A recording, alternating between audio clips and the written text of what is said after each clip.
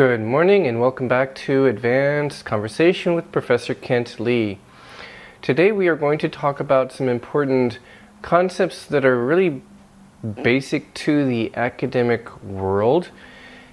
And this is part of our bigger unit on misconceptions. So we're talking about popular misconceptions and wrong ideas, wrong beliefs that people can have, and how these are a problem today for society. So some of what I'm going to talk about today overlaps with some stuff we've done in my composition class. So if you are in my composition class, sorry for the repetition, but we are going to talk about some of this, but for different purposes. And we're going to kind of talk about some things that we didn't talk about in my composition class related to this. We need to talk about certain common words that are often misunderstood by the public, and it leads to some bigger misconceptions and implications, particularly with the word theory. So there is a common problem in my country, controversy in the world of education, like high school and middle school education.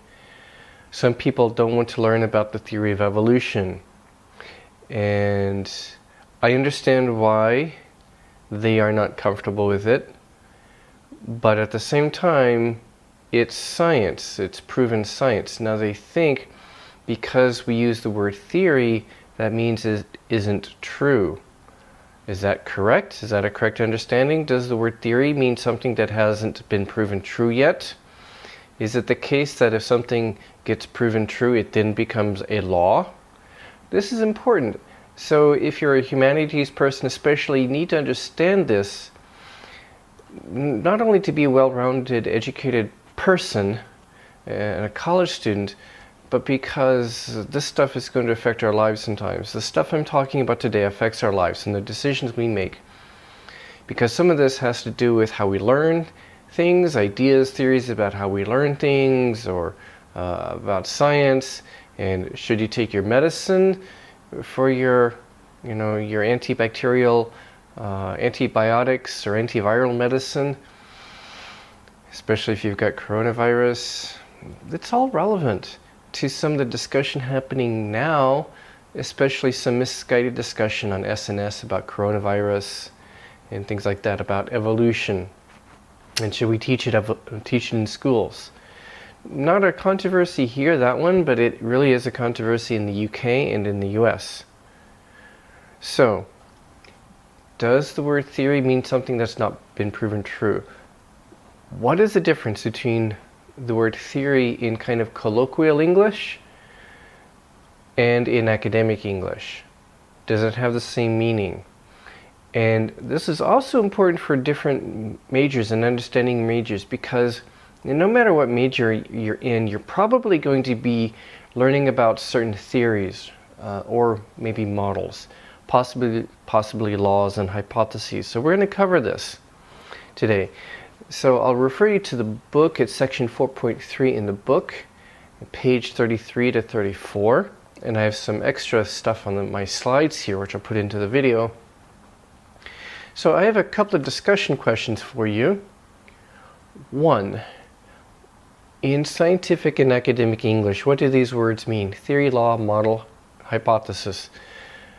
Now the last two, model and hypothesis, that might be kind of hard for you, so don't worry, we'll talk about those later.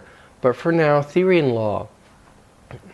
Does theory mean something that isn't true or hasn't been proven true? There's something called gravitational theory. Does it mean that gravity isn't true? Now there's a law of gravity, but there's gravitational theory. If we say gravitational theory, does it mean, oh, it's not been proven yet, so I can just jump out the window and fly? I can do it, right? Don't try it, please. You can't fly. Trust me. Pause for a while, discuss these. What do these mean in academic English, especially science and other academic fields?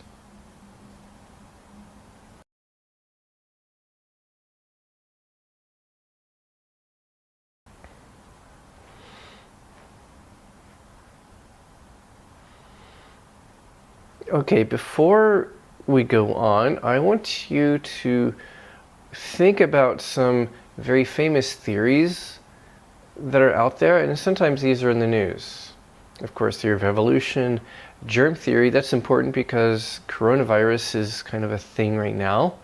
And there are actually some people who are showing that they don't understand coronavirus and they promote really crazy ideas and theories about the coronavirus. Sometimes you hear the news, some new discovery, and they talk about it in terms of Einstein's theory of relativity. And you may think, relativity, that doesn't affect my life. Well, it does. We'll see why. And some other theories. And some of you are kind of into literature. So what's literary theory? What does that mean? If you're in economics, you probably care about game theory. If you're in linguistics, you probably care, well, you may not have learned this yet, but universal grammar is kind of an important theory that is behind some of the linguistics you learn in linguistics classes. Pause the video and discuss these for a few minutes. What are these theories about? What do they deal with? What are these theories trying to do? Pause and discuss for a while.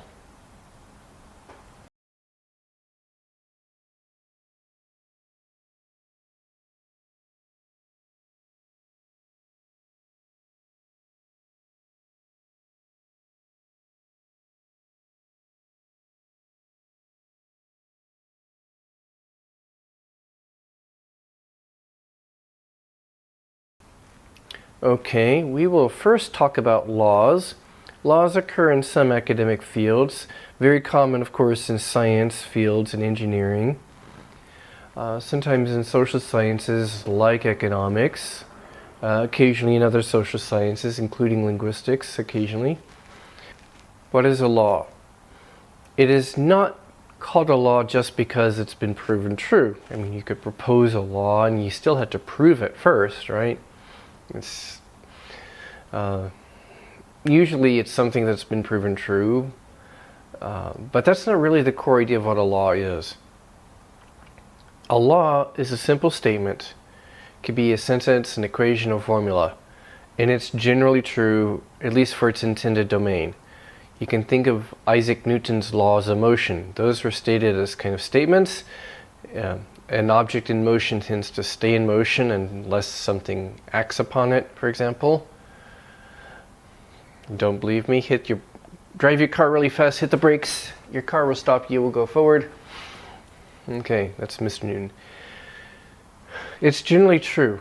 So examples, in economics, the law of supply and demand. It's a statement that there is a relationship between supply and demand of a product and its price. It's generally true. Under normal conditions, it's true. Normal conditions. It doesn't work in like severe catastrophes, apocalypse, plagues, and wartime, and such. But normal circumstances, it works. Special relativity, the E equals mc squared formula. That's actually one law. It's not in itself the theory of relativity. It's part of the theory of special relativity, but it's just a law, the mass energy relationship law. Law of gravity, of course, Mr. Newton formulated the law of gravity like that. You may remember that. That's the law. So these can be statements, formulas, or equations. In chemistry, there are a lot of laws too that are more like formulas. That's what a law is. It's called a law because it's a simple statement. It's generally true. The law of gravity, is it always true? Well, in normal circumstances. Newton didn't know about black holes and the gravity of stars. He had no idea about that, but for normal stuff it works. For really weird stuff like black holes, you will invoke other physics. A theory is something else. So take Newton, for example. When Mr. Newton proposed his law of gravity, some people didn't believe him. Do you know why? Some people said, okay, Mr. Newton, what causes this gravity stuff you're talking about? And Mr. Newton wasn't just talking about things dropping to Earth, but the gravitational, the attraction between planets, between the Earth and the Sun, and things like that. It's an attractive force. Some people didn't believe in it. Why? Because he didn't have an explanation. Mr. Newton, what causes this gravity stuff? And he was, I don't know. No idea what causes it. No idea. No explanation for what causes gravity. Why do objects attract each other? It wasn't until Einstein came along we first had some kind of an explanation. And that explanation is what we call gravitational theory. A theory is an explanation. And that's the difference. A law is a simple statement of what is generally true. A theory is an explanation. And it's more complex. It's not just one sentence. It's several statements, or even a mixture of statements and equations and other stuff that together forms a framework, a whole framework, a complex set of like ideas and statements that explain something.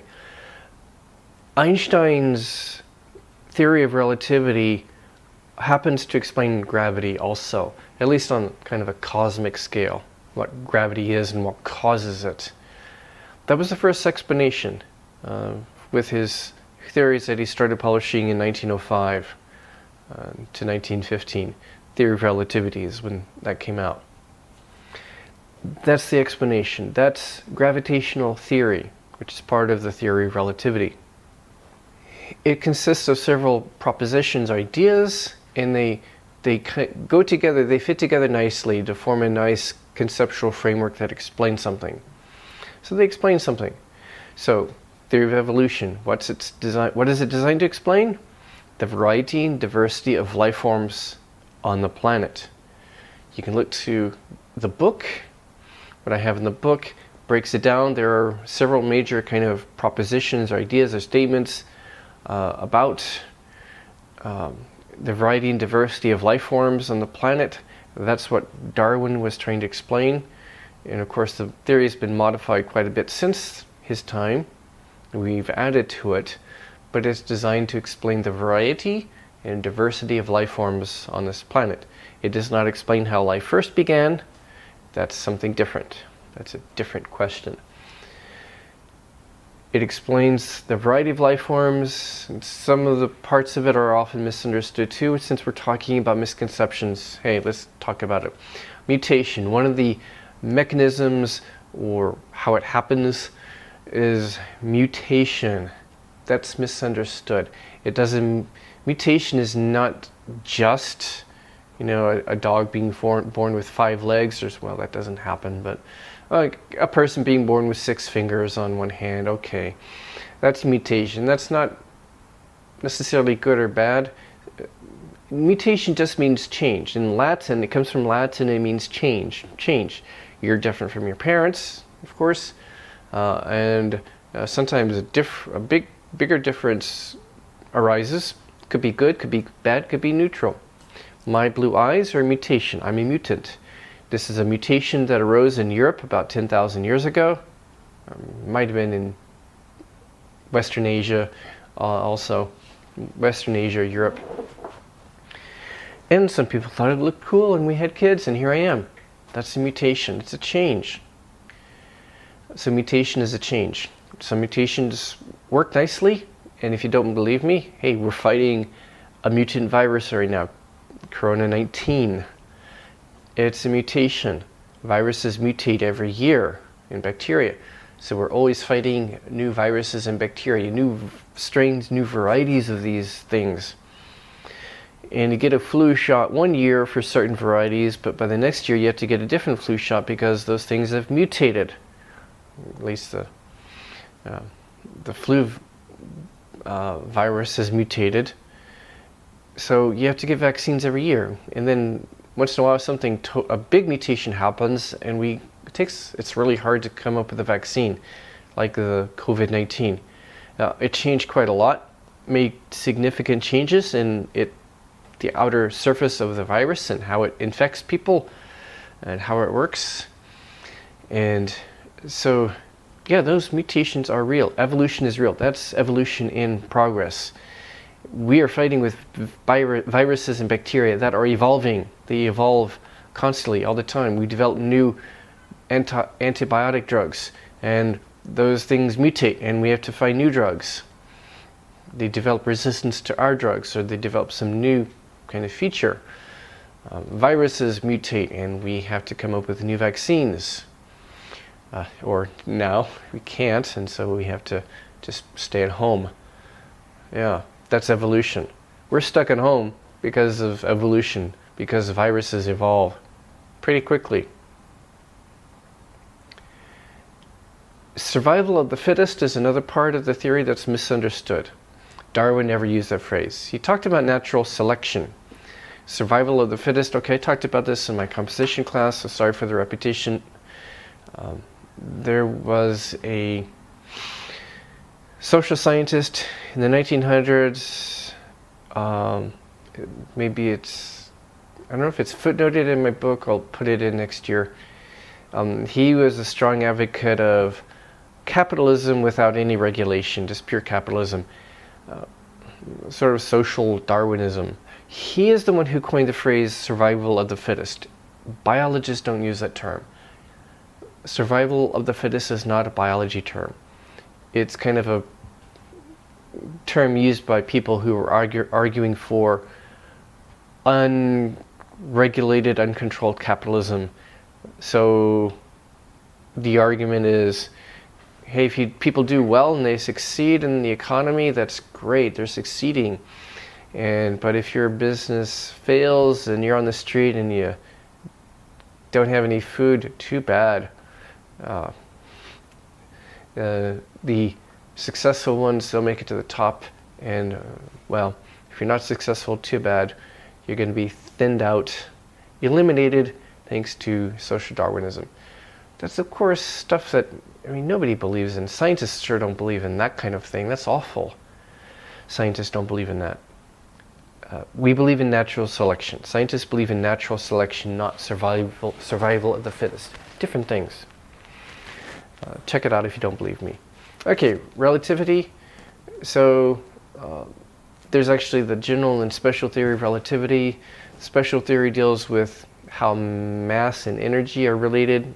E equals mc squared is part of that.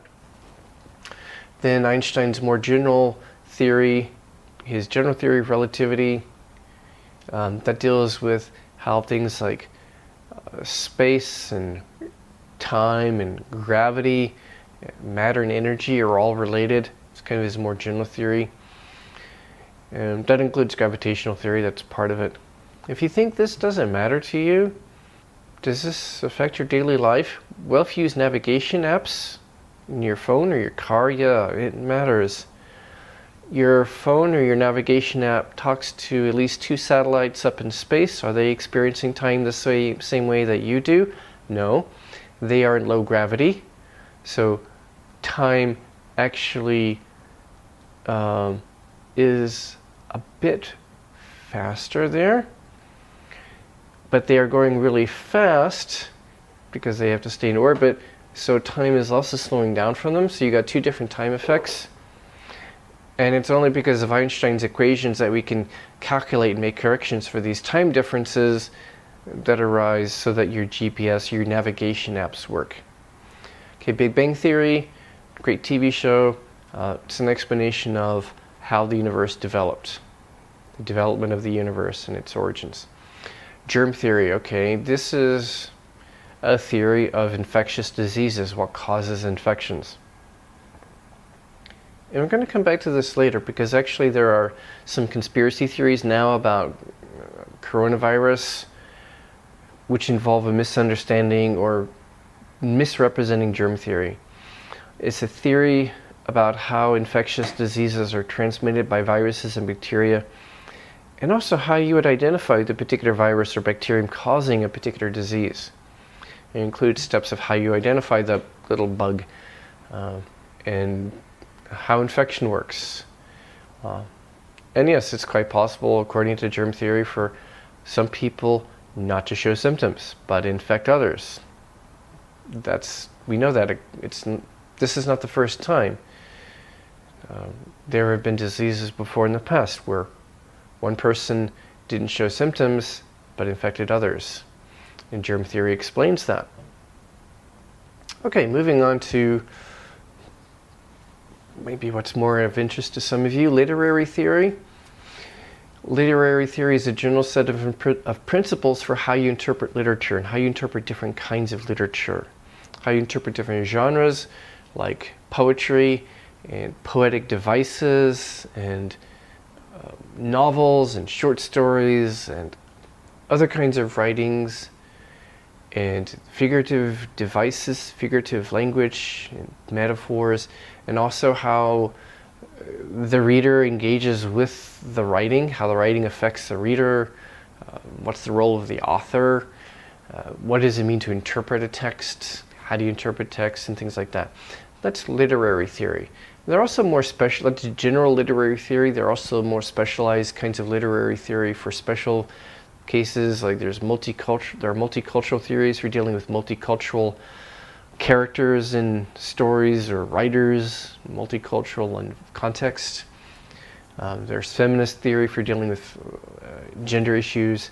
There's queer theory for dealing with gay, lesbian issues in literature, things like that. And there are other kinds of literary theory out there too, specialized sorts of literature. Literary theories. Universal grammar, if you've learned about Chomsky and his ideas, one of the theories he promotes is the theory of universal grammar. In the book, it's kind of the idea of how all human languages, even though they're different, they look very different, English, Spanish, Chinese, Korean, Arabic, etc. They have the same sort of, deep down, they have the same sort of abstract structure and abstract sort of principles. It can use the same kind of linguistic tools to understand and analyze the structure of all the world's languages. Even though they're very different, you can use the same sort of abstract framework and structures to analyze all languages using the same set of tools. That's part of universal grammar, and how also involves ideas about how children first learn a language and what language is, and the variety and diversity of human languages. There's game theory. It's an important theory in economics for how people make decisions in a competitive context. It's not just a prisoner's dilemma, but various kinds of competitive contexts where maybe I want to buy something and I know that other people want to buy it. I want to buy stocks and I know other people want to buy these stocks, or I want to buy that company, but I think other people might want to buy it or not. Or how much does the company want to be bought, or they want to are they going to compete with me and try to prevent me from buying them? Or are they going to try to, let my competitor buy them? So this kind of competitive decision making, competitive choices. Attachment theory is a theory in psychology which has been pretty well validated. We believe it. If a child doesn't form an emotional attachment with a caregiver the first few years of life, later on that person is going to grow up having difficulties with close relationships, different kinds of attachment problems. Okay, so those are theories and laws. If you have any questions, feel free to post them in the comments in the LMS. This is really important stuff. You might be interested in doing one of these topics: misconceptions about evolution, misconceptions about germ theory, conspiracy theories about the coronavirus, for your final project. Just some ideas here. And the next video segment will also talk about models and hypotheses.